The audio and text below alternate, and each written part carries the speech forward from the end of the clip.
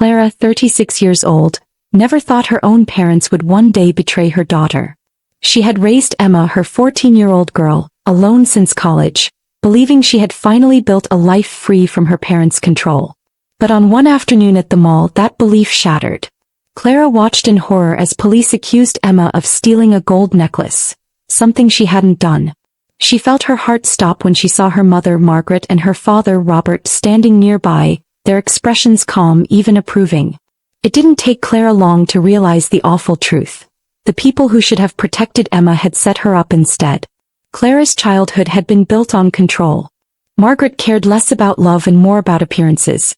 Their home looked perfect. White curtains, polished floors, manicured lawns, but inside it felt like a cage. Margaret dictated Clara's clothes, her friends, even the way she wrote her homework. Robert, a successful accountant, rarely interfered. He would push his glasses higher on his nose and mutter, "Listen to your mother, Clara. She knows best." Clara grew up craving approval, performing perfection for her parents while rebelling quietly, changing clothes after leaving home, scrubbing off the lipstick Margaret insisted she wear. By the time Clara reached college, she was determined to break free. She chose a university 3 states away, despite her mother's fury. Then came the unplanned pregnancy. She was 22 when she found out, and the father of her baby vanished within a week. Trembling, she called her parents, hoping for comfort. Margaret's voice was ice. "You will come home immediately and we will handle this discreetly." Robert's response was predictable. "Your mother knows best." Clara refused. She carried her pregnancy, worked nights, studied by day, and raised Emma alone. It was the hardest choice she had ever made, but also the one that gave her the deepest joy. For more than a decade, Clara kept her parents at arm's length. Contact was limited to stiff holiday calls and birthday cards Emma rarely understood. Their tiny apartment might have lacked the grandeur of Margaret's house, but it was filled with warmth, laughter, and freedom. Clara promised herself Emma would never live under the same suffocating rules she had endured. That peace began to fracture when Robert called with news. Margaret had suffered a mild stroke. He painted it as nearly fatal, pushing Clara toward reconciliation. Against her better judgment, Clara agreed to meet them occasionally, always in public places where Margaret's control would be limited. From the very first dinner, Margaret turned her sharp eyes on Emma. The girl's purple-tipped hair, thrifted canvas bag, and vintage t-shirts were everything Margaret disapproved of. "Young ladies don't slouch, Clara," she said coldly, as if Emma wasn't sitting right there. Robert chimed in softly, "Your grandmother has excellent taste, Emma. You should listen to her." Emma squeezed her mother's hand under the table, their secret signal. "I need ice cream after this." Clara laughed it off later, but she noticed Emma checking her reflection in mirrors more often. Slowly, Margaret's comments were finding their mark. The kindness escalated. Margaret began bringing designer clothes in Emma's size, laying them across restaurant chairs like trophies. "Proper pieces for a proper girl," she said. Emma smiled politely. "Thank you, Grandma, but this isn't really my style." Clara squeezed Emma's shoulder. After dinner, Robert added his quiet pressure. "We can pay for tutors, posture classes, interview coaching." Clara breathed in slow and steady. "Emma's an honor student. She doesn't need fixing." Margaret's lips thinned. "Excellence thrives under guidance, Clara. You should know that." On the drive home, Emma whispered, "I can handle them. But can we get milkshakes?" Clara laughed. "Extra chocolate." Wednesday, Margaret called with honey in her voice. "A birthday shopping trip. My treat. Let me do this for my granddaughter." Emma tilted her head when Clara relayed the invite. "If you want to try, I'll try." Saturday, they met at Harrington Plaza, where the boutiques didn't show prices and salespeople knew Margaret's name. She handed Emma a leather handbag. A step up from canvas. Emma ran a finger along the strap. "Thanks," she said, though her eyes found Clara's. At Elite's, Margaret stacked corporate outfits into a saleswoman's arms. Clara mouthed, "Just try them." Emma nodded. The fitting room looked like a lounge. Emma emerged in a navy blazer and pleated skirt.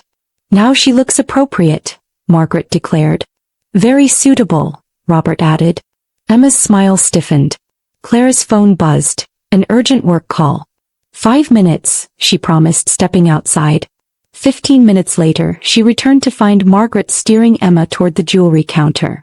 "The finishing touch," Margaret said, holding up a delicate gold chain. "It's pretty," Emma answered, "but not very me." Margaret said it back with a cool smile. "Quality grows on you." They turned to leave when a security guard approached. "Excuse me, miss. I need to check your bags." Clara stepped between them. "Is there a problem?" The manager appeared, voice low and firm. "We believe an item is missing." Emma's eyes widened. "I didn't take anything." The guard opened Emma's canvas tote and drew out a velvet box. Inside lay the gold necklace. Emma stared stunned. "That wasn't in my bag." The manager crossed her arms.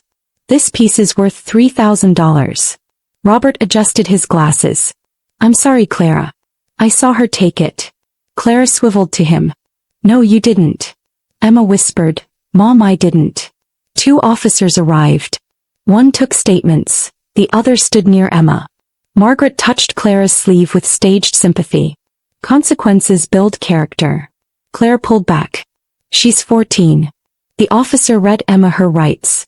"No," Clara said, voice breaking, "she didn't do this." Emma's hands shook as they cuffed her in front. "Mom, please." Clara moved to follow, but Robert blocked her path. "Let the authorities handle it." Clara's eyes burned. "Move, Dad."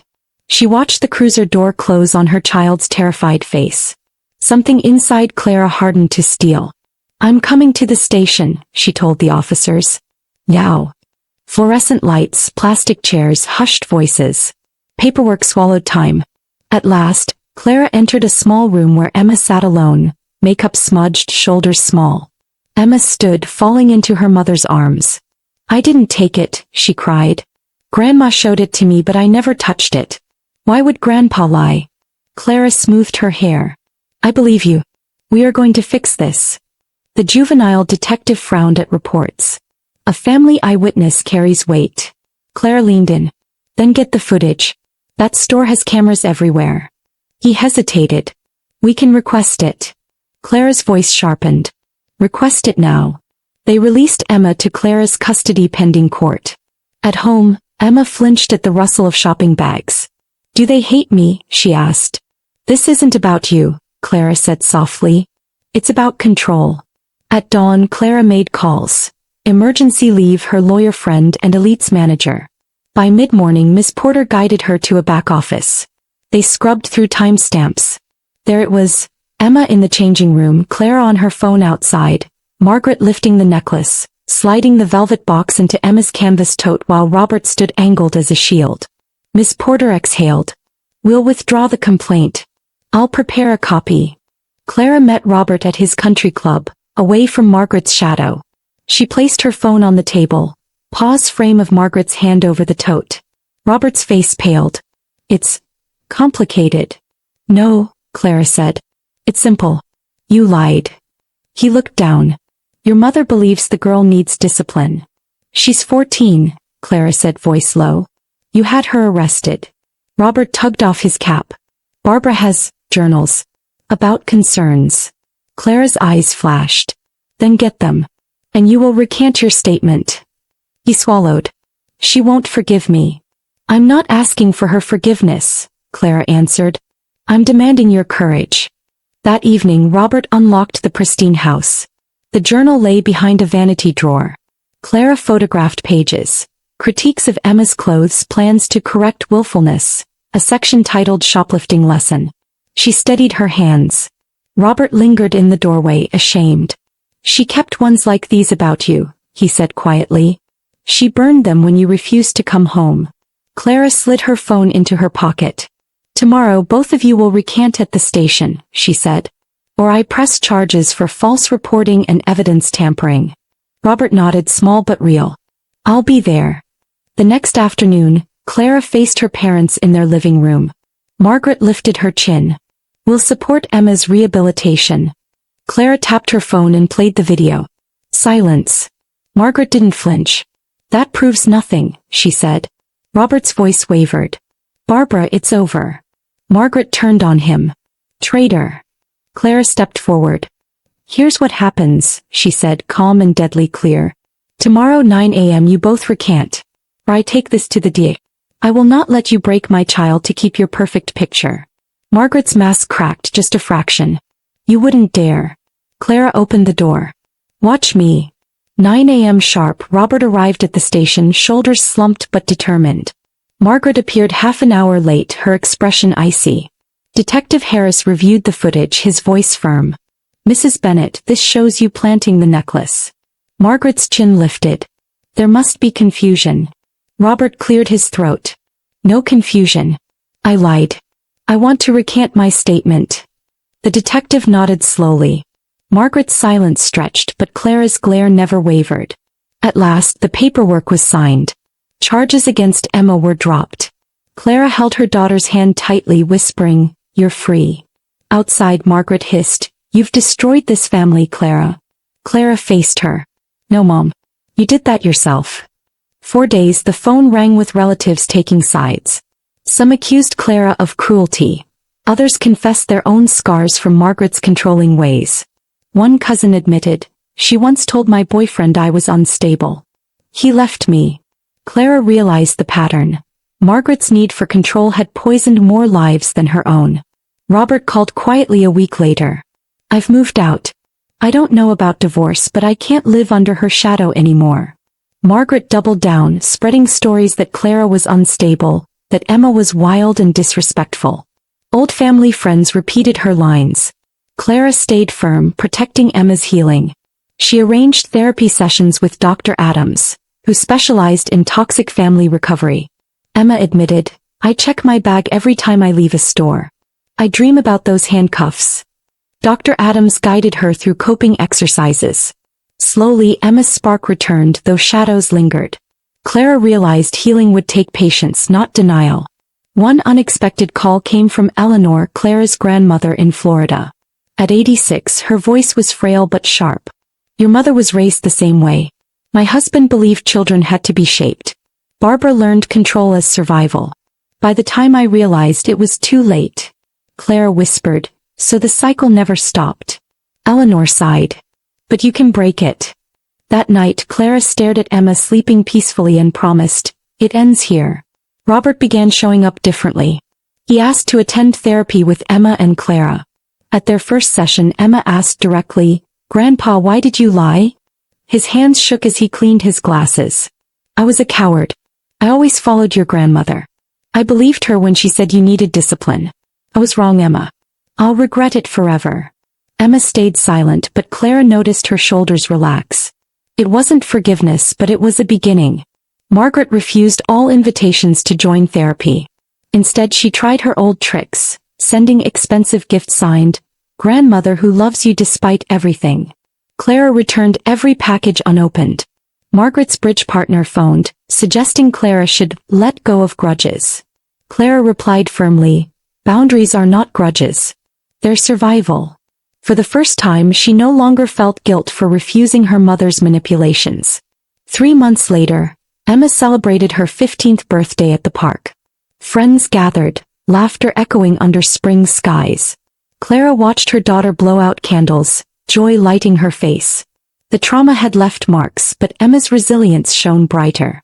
Robert attended quietly, carrying a crossword book Emma had introduced him to. He smiled genuinely at her art, listened to her stories, and for once, asked nothing in return. Clara saw the small but steady change. The greatest surprise came one Sunday evening. Margaret appeared at Clara's door, thinner, trembling slightly. "I need to see my granddaughter," she demanded, though her tone cracked. Clara stood firm. "Not without change." Margaret scoffed. "This arrangement is ridiculous. Robert lives in a shabby apartment. He listens to that therapist's nonsense." Clara studied her carefully. For the first time she saw fear of losing control. "You want respect?" Clara said softly. "Respect is earned." Margaret's eyes filled with tears. "I am your mother. I deserve loyalty." Clara shook her head. "You earned none when you handcuffed a child for your pride. Until you admit what you did, you won't see Emma." Margaret's sobs spilled onto the porch. Clara hesitated, daughterly instinct tugging, but she closed the door. Watching through the peephole, she saw her mother shuffle back to her car, her perfect posture broken. Clara pressed her back against the door, whispering, "Not again. Never again." 2 weeks later, Robert called with cautious hope. "She started therapy. Alone. Not with us. I don't know if it will help, but it's something." Clara nodded to herself. "It's movement." The following months, their family adjusted. Robert joined Sunday dinners, babysat for Clara, and bonded with Emma over old films. He even laughed at himself for never having tried pizza until Emma insisted. Margaret, meanwhile, hovered at the edges. Letters, calls, occasional pleas. Clara stayed cautious, protecting Emma first. One spring afternoon, Dr. Adams invited them to share lessons learned. Emma squeezed Clara's hand. "I learned that standing up for yourself doesn't mean standing alone. Mom believed me when no one else did." Robert's voice cracked. "I learned it's never too late to stop being passive.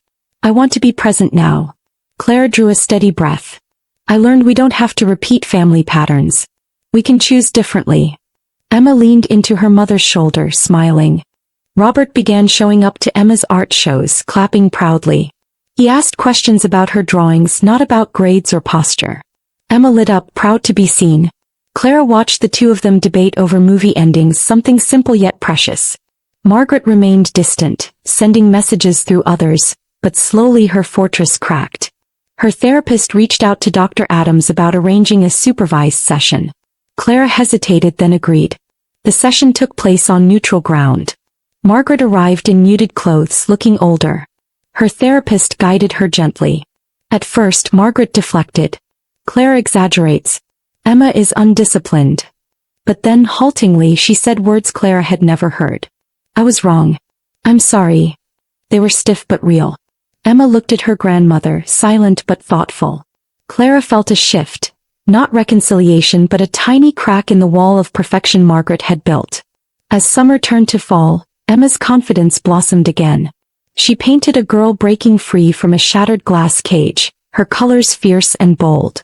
Her art teacher entered it in a city competition and it won first place. At the ceremony, Clara held Emma's hand, heart swelling with pride. Robert stood behind them, clapping until his palms reddened. Margaret wasn't there, but Clara realized this moment was about presence, not absence. That night at dinner, Emma asked softly, "Mom, do you think Grandma can ever really change?" Clara considered carefully. "People change if they want to, if they face themselves honestly. Grandpa's trying. Grandma, her control runs deep. Change will be harder for her. But we're not responsible for her choices, only ours." Emma smiled, mischief flashing. "At least cameras proved I didn't steal. Imagine if they hadn't." Clara reached across the table. "I'd have believed you anyway, Emmy. Always." Over the next few weeks, Clara noticed Emma slowly reclaiming her freedom. She no longer flinched at store alarms or checked her bag 3 times before leaving. Therapy helped, but so did the quiet assurance that her mother believed her without question. At school, Emma began sketching bold projects again, channeling her emotions into art. Clara watched her daughter laugh with friends at the park, thinking, "We survived. We're healing." Robert became a steady presence. He showed up at Emma's science fair, holding a thermos of coffee and cheering when she explained her project. "You've got your mother's brains," he told her with a shy smile. Emma chuckled. And her sarcasm too. Clara stood nearby, a mixture of pride and sadness in her chest. She never thought her father would choose her side, yet here he was, imperfect, late but trying. Margaret, however, remained unpredictable. One week she sent Emma a bouquet of roses with a card reading, "A grandmother's love never fades." The next week she called Clara, voice sharp as ever. "You're poisoning Emma against me."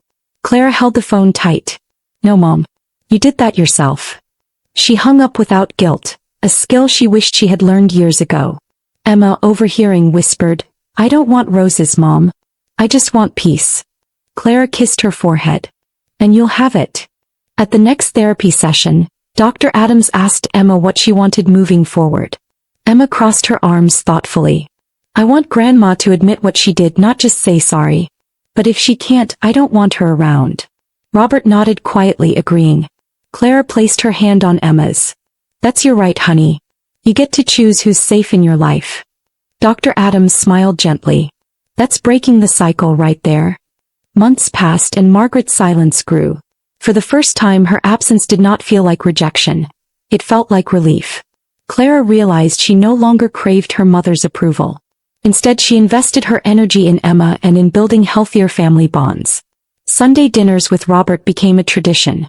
Emma teased him about crossword puzzles and he teased her about music choices.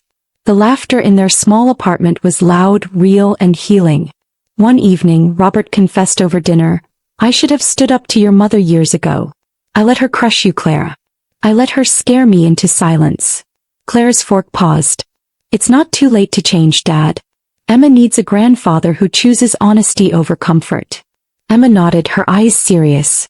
"I just want you to keep showing up, Grandpa." Robert's eyes watered. "I will." For the first time in decades, Clara believed him. Emma's art continued to flourish. Her painting of the glass cage was displayed at a city gallery, alongside professional artists. Standing before the canvas, Clara whispered, "You turned pain into power." Emma grinned, cheeks flushed with pride. "Maybe Grandma should see it." Clara raised an eyebrow. "Are you sure?" Emma shrugged. "It's proof she couldn't break me." Clara hugged her tightly. "That's my girl." Weeks later, Margaret requested a supervised visit through her therapist. Clara hesitated but agreed on Emma's terms. They met in a neutral room, walls painted soft blue. Margaret looked smaller, her makeup imperfect. She reached for Emma. "I missed you." Emma leaned back. "If you want me in your life, you have to stop lying. You almost ruined everything." Margaret's lips trembled. "I thought I was protecting you." Emma shook her head. "No. You were protecting your image." Clara's chest swelled with pride. The visit ended awkwardly with no hugs, no promises. But Emma's confidence soared. "I told her what I felt," she said later.